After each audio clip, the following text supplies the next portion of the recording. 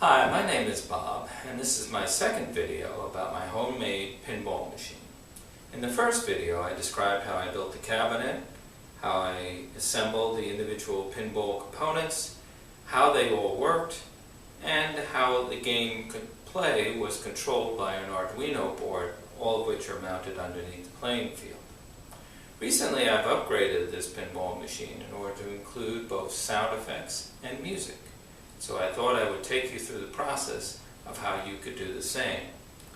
The first thing that I had to do was to install underneath the playing field a Wav Trigger board.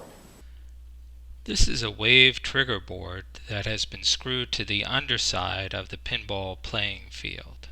In the upper right you see a small header that was soldered in place. If you've never soldered one of these, I do recommend that you consult some of the references that I provided in the comments for this particular video in order to make sure that you do it correctly. Here you can see that I've run two connections from the Wav Trigger board to the Arduino Mega board that I used for the pinball machine. On the left, there's the ground connection, which simply runs from the ground of the Wav Trigger to the ground of the Arduino board.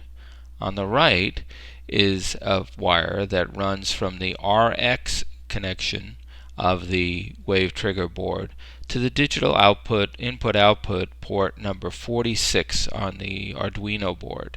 We need to use 46 because this is an Arduino Mega board. As you can see here, we have a stereo cable that's been plugged into the Wav Trigger board. This runs to an old pair of speakers, computer speakers that I happen to have. These were powered by a USB connection. In this case, I used a USB to AC adapter in order to connect to the USB part of the speaker cable in order to power the speakers by simply plugging them into a power strip at the back of the pinball machine. In order to power the Wav Trigger board, I've used an AC/DC power adapter. It's a 9-volt unit that I plugged directly again into the power strip on the back of the pinball machine. And finally, here is a SDHC memory card that I've used to store all the music and sound effects that I'm going to use for the game. Each one of these files is a .wav file, and it begins with a 3-digit number such as 001, 002, that sort of thing. I will then use the software in order to pull up each of those particular files at the appropriate moment. Okay, now that we've shown you how to install the Wav Trigger board, let's see what it does for us.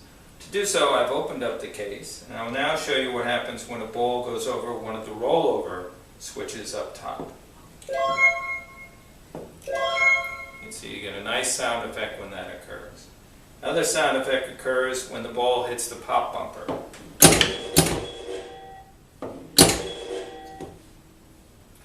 And of course, a final sound effect occurs when we hit the targets.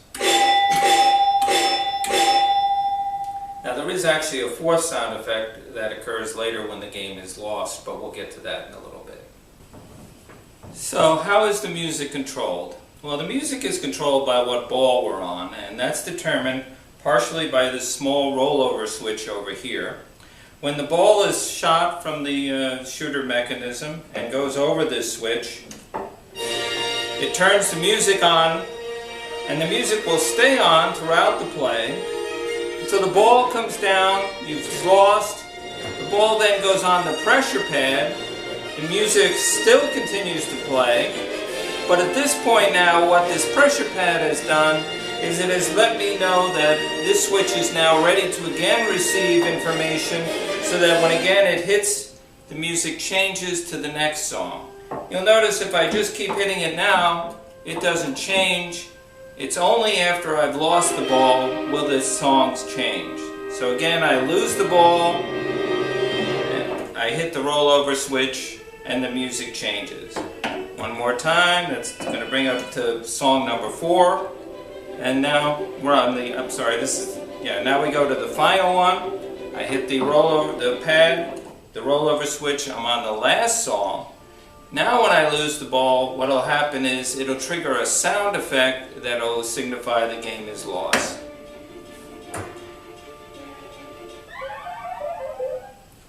Okay, I've unplugged the speaker, and what I'm going to do is I'm going to play one ball to show you what it's like without the sound effects.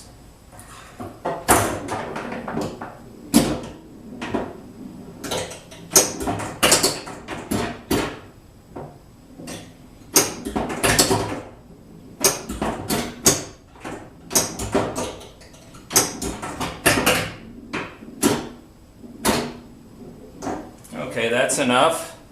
Now again, you can see that it certainly plays like a pinball machine, but something's missing.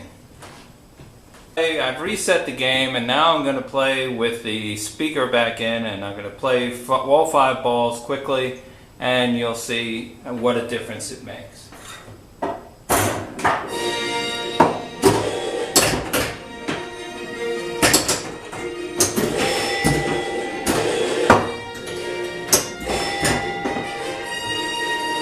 Notice how the music and the sound effects don't interfere with each other. That's the polyphonic nature of the board. Okay. Now when I fire the next ball, the music changes.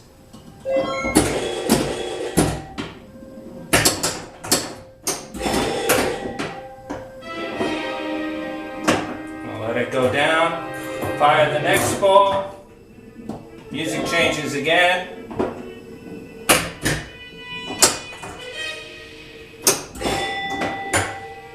Fire the next one.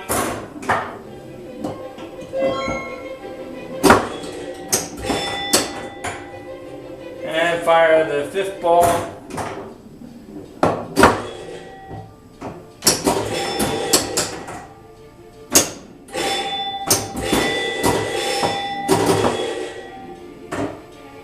And you'll notice how the lights will flash.